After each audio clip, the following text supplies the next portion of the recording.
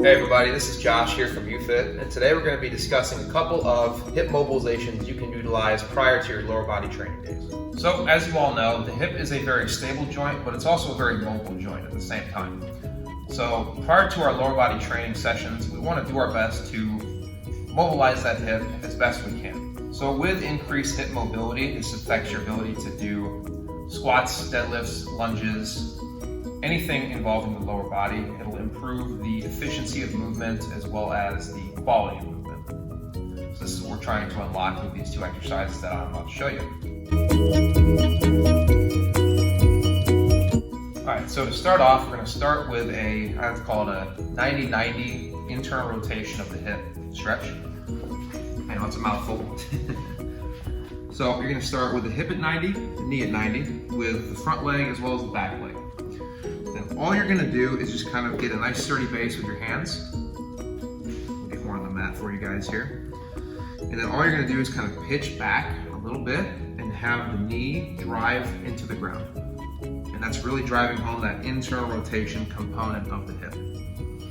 Because again, internal rotation is a very infrequently trained component of hip mobility. So all you're going to do is just kind of pitch back and forth maybe 10 times on each side. Then really focus on driving that knee into the floor. And then you're going to switch sides after those 10 pulses. So we'll be here, same thing.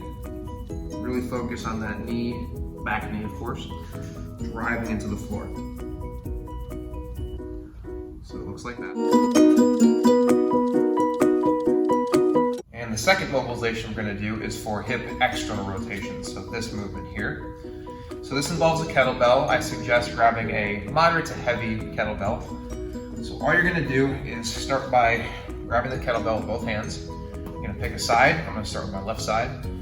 It's going to be similar to a lunge position. So you're going to be here. You're going to be tracking the knee over the toes, and then kind of sinking the hip back this way. So kind of towards the treadmills here.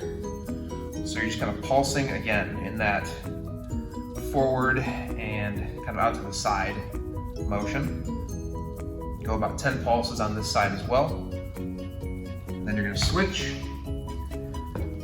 So same thing, I'm going to be taking the knee over the toe, going forward and back towards the benches here. So it'll look like this. Really driving home that external rotation component of the hip. And this is really crucial for squat and deadlift especially. Alright guys, thanks for sticking with me throughout this video. Hope you learned something, and I hope that this improves your lower body training sessions.